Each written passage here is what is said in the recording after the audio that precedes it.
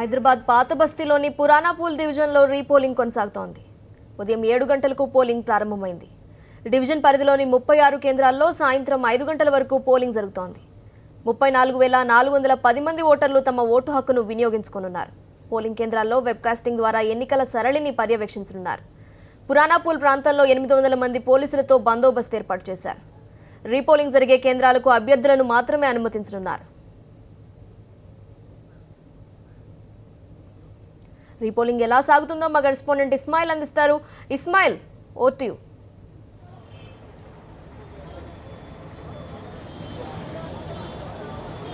నీలిమ, ప్రస్తుతం మనం పురాణాపూల్లో ఉన్నటువంటి వీర్ పుత్ర హిందీ విద్యాలయంలో ఉన్నాము. ఇక్కడ పోలింగ్ మార్నింగ్ 7 o'clock స్టార్ట్ అయింది. అప్పటి నుంచి కంటిన్యూగా ఇటువంటి లైన్లు కనిపిస్తున్నాయి. పెద్ద ఎత్తున జనాలు ఓటు వేయడానికి వస్తున్నారు. ఒక విధంగా రీపోలింగ్ అయినప్పటికీ కూడా జనాలు ఉత్సాహంతో వస్తున్నటువంటి పరిస్థితి. మొత్తం పాత బస్తీలోని ఏదైతే పురాణాపూల్ డివిజన్ ఉందో దానిలోని 36 పోలింగ్ బూత్ల దగ్గర కూడా ఈరోజు పెద్ద ఎత్తున జనాలు కనిపిస్తున్నటువంటి పరిస్థితి. మొన్న ఏదైతే ఫిబ్రవరి 2వ తారీఖున ఎన్నికలు జరిగినటువంటి నేపథ్యంలో గొడవ జరిగిన తర్వాత మళ్ళీ ఇప్పుడు రీపోలింగ్ నిర్వహిస్తున్నారు. అయినప్పటికీ జనాల్లో ఉత్సాహం తగ్గలేదు. ఈసారి పోలింగ్ పర్సెంటేజ్ మొన్నటి కంటే కూడా ఎక్కువగా ఉండొచ్చని అధికారులు చెప్తున్నారు. ప్రధానంగా సెక్యూరిటీ పర్పస్లో పెద్ద ఎత్తున పోలీసులను మోహరించడం జరిగింది.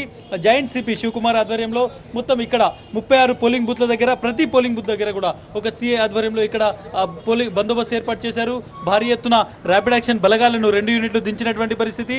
షాడో టీమ్స్ ఉన్నాయి, అదేవిధంగా క్విక్ రియాక్షన్ టీమ్స్ కూడా ఉన్నాయి. మధ్యాహ్నం తర్వాత కూడా ఏదైతే శుక్రవారం మక్కా మసీద్ నమాజ్ జరిగేటువంటి సమయంలో ఎటువంటి అవాంఛనీయ సంఘటనలు జరగకుండా కూడా పెద్ద ఎత్తున బలగాలను మోహరించినటువంటి పరిస్థితి ప్రశాంతంగా అయితే కొనసాగుతుంది. సాయంత్రం 5 గంటల వరకు ఓటింగ్ జరిగేటువంటి అవకాశం ఉంది. కంపేర్ చేస్తే ఫిబ్రవరి 2 రోజు మంగళవారం ఏదైతే గొడవ జరిగిందో ఆ రోజుతో పాటు ఈ రోజు ఎక్కువ క్యూలెన్స్ ఉన్నాయి. పోలింగ్ పర్సెంటేజ్ కూడా రీపోలింగ్ అయినప్పటికీ పెరిగేటువంటి అవకాశం ఉందని ఇక్కడ ఉన్నటువంటి అధికారులు చెప్తున్నారు.